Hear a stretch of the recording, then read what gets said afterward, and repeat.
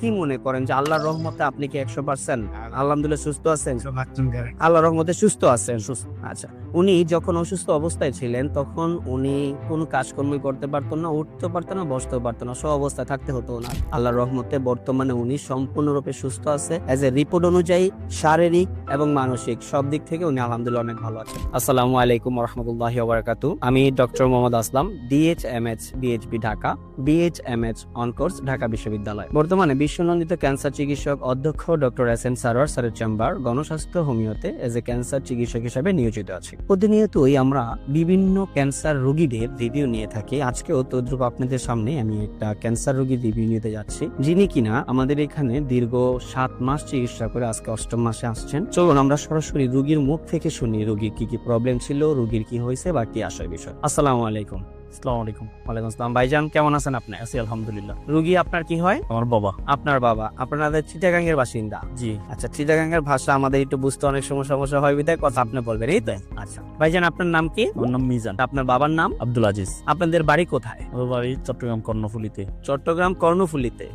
সিকলবাহা আদর্শপাড়া। আদর্শপাড়া হলো গ্রাম? জি। গ্রাম হলো আদর্শপাড়া। নাম কি ইউনিয়ন নাম? সিকলবাহা। সিকলবাহা। এটা কর্ণফুলীতে পড়ছে, চিটাগাং? জি জি। আচ্ছা, চিটাগাং এর ওখানে গিয়ে এই নামে আমরা যদি খোঁজ করি, আপনাদের বাড়ির নাম জানি কি বললেন? আমাদের আব্দুল আলী সিকদারের নতুন বাড়ি। আব্দুল আলী সিকদারের নতুন বাড়ি? জি। আচ্ছা, উনি আপনার বাবা সর্বপ্রথম কি সমস্যা ভাবে আক্রান্ত ছিলেন, কেন আপনারা হসপিটালে গেছিলেন?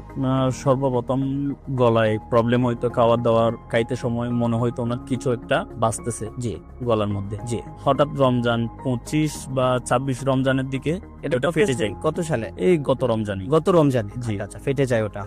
ফেটে যাওয়াতে ওইখান থেকে তুতুর মতো কিছু একটা জিনিস বের হয়। বের হওয়ার পরে কয়েকদিন উনি এত কেয়ার করে নেই। আচ্ছা। হঠাৎ জ্বালা পোড়া শুরু হয়। জি। জ্বালা পোড়া শুরু হওয়াতে আমরা একটা ডাক্তার দেখাইছিলাম।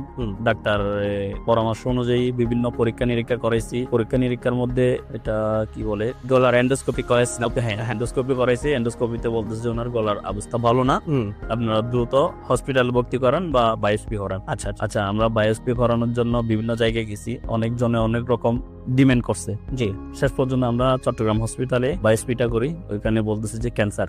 জি। ক্যান্সার ধরা পড়ার পরে বিভিন্ন ডাক্তারের সঙ্গে যোগাযোগ করি। ওনারা বলতেছে যে কেউ বলতেছে থেরাপি দেওয়ার জন্য, কেউ বলতেছে অপারেশন করার জন্য। এখন বাবাকে যখন প্রশ্ন করলাম আপনি কি থেরাপি দিবেন বা অপারেশন করবেন, কোনটা করবেন, উনি বলতেছে আমি অপারেশনও করবো না, থেরাপিও দিব না, আমি যদি বেঁচে থাকি যা কয়দিন এভাবে বেঁচে থাকবো, না হলে মারা গেলে তো চলে গেলাম।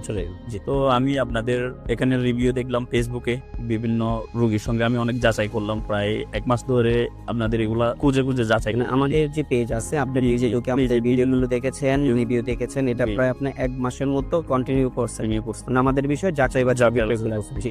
1 মাস পরে আমি খোঁজ নিয়ে নাম্বারে আমি যোগাযোগ করি। তারপর উহি একজন ছিল, ওদের 2 জনের সঙ্গে আমি যোগাযোগ করি। যোগাযোগ করে ওদের থেকে ঠিকানা নিয়ে এখানে আসলাম। এখানে এসে চিকিৎসা শুরু করলাম। আমরা টোটাল কত মাস ব্যয় চিকিৎসা করছি? 5 মাস, 4 মাস শেষ। 5 মাসে যখন আসছি আমাদেরকে পরীক্ষা দেওয়া হয়েছে। মানে আমরা যখন সব রোগীকেই বলি যে আপনারা 4 মাস আমাদের এখান থেকে ওষুধ খাবেন, 4 মাস ওষুধ খাওয়ার পরে আমরা পুনরায় আপনাদের পরীক্ষাগুলো করব। তো আমরা পরবর্তীতে 4 মাস ওষুধ শেষ করছি। শেষ করে 5ম মাসে যখন আপনি আসছেন, তখন আমরা আপনাকে কিছু পরীক্ষা নিরীক্ষা দিয়েছি, এবং সেই পরীক্ষার রিপোর্ট অনুযায়ী আল্লাহর রহমতে আমরা যখন পুনরায় যে পরীক্ষাগুলো দিচ্ছি, সেই পরীক্ষাগুলোতে ক্যান্সারিয়াস যে মার্কার আছে, আমরা এজটা ক্যান্সার নির্ণয় করতে গেলে যে মার্কারগুলো আমরা পরীক্ষা করি, সেই মার্কারগুলো আমরা পরীক্ষা করে দেখলাম যে আল্লাহর রহমতে এটা সম্পূর্ণরূপে নরমাল আছে। ওনার ব্লাডের কিছু প্রবলেম ছিল, সেটা সম্পূর্ণরূপে আলহামদুলিল্লাহ নরমাল আছে। ওনার প্রস্রাবে কিছু সমস্যা ছিল, সেটাও সম্পূর্ণরূপে নরমাল। এবং সর্বোপরি আমরা একটা আলট্রাসোনোগ্রাম করছিলাম, হোল বডি, ফুল অ্যাবডোমিনের একটা আলট্রাসোনোগ্রাম করছে, আলহামদুলিল্লাহ সেই রিপোর্টটাও নরমাল। এবং কিডনির যত প্রবলেমগুলো ছিল, যেমন ক্রিয়েটিনিন, এরপরে আপনার এসজিপিটির এই সমস্ত রিপোর্টগুলো কিডনি এবং লিভারের, এটিতে আলহামদুলিল্লাহ উনি সম্পূর্ণরূপে সুস্থ আছে। 4র্থ মাসে ওষুধ শেষ করার পরেই 5ম মাসে উনি সুস্থ আছে। এটা আল্লাহর কাছে হাজার হাজার শুকরিয়া।